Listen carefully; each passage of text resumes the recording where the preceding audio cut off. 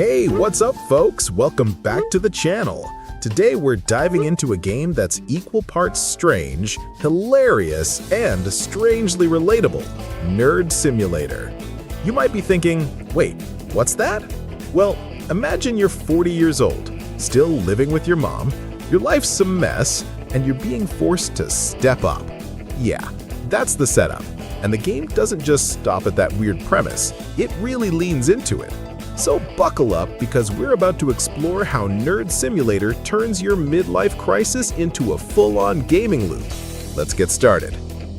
Alright, so here's the gist. Nerd Simulator drops you into the shoes of Mervin, a 40-year-old guy who's been living in his mom's house, doing nothing much, and now it's time to actually adult. The world is absurd. You'll juggle weird side hustles like streaming games, investing in cryptocurrencies, taking on bizarre jobs, and more. It's life sim plus RPG plus humor all wrapped inside one chaotic package. The tone is dark comedy. Yes, there are real tasks. Get a job, pay rent, upgrade your room, but everything's exaggerated so you'll find yourself laughing at your own failures. Like, why did I just lose all my crypto? Mom's yelling again? It's hilarious. And the style? It's a mix of simulation and adventure. You're not just performing tasks, you're living this weird chapter of life that most of us quietly relate to but rarely admit. So if you're ready for a game that doesn't take itself too seriously but still has real mechanics, Nerd Simulator might surprise you. Let's talk about how it plays. Nerd Simulator gives you lots of quirky minigames. Streaming, crypto mining, odd part-time jobs, managing your sleep, hygiene, and mood, customizing your room, dealing with mom's expectations.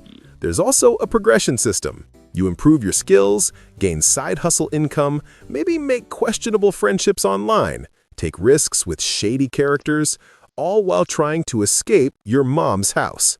What's cool is that even though the game is goofy, the mechanics are surprisingly solid.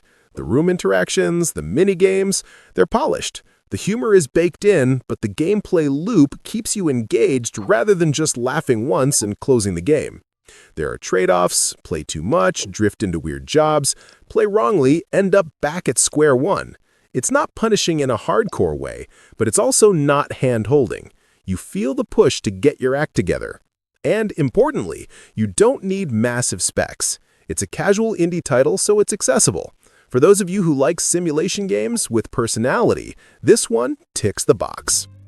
Now, the vibe. This game knows it's absurd. The writing is full-on weird jokes, awkward moments, why did that happen questions.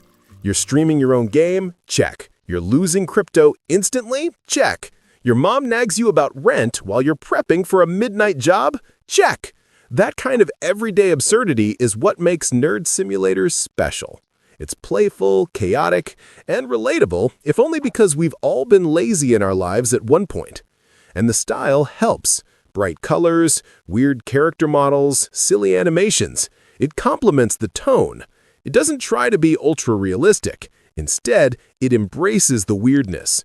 If you're the kind of gamer who enjoys relaxing sim games but with a twist, this is it. Okay, let's be real for a second. What works and what's holding it back? What works? The concept. Midlife absurd simulator plus RPG mechanics. Big plus. Humor and style. The game stands out because it's funny and playable. Accessibility. Low price point, around $7 according to Steam info, and indie scope means you're not risking hundreds. Fun minigames and customization. Doing weird side jobs, customizing your space, satisfying. What doesn't?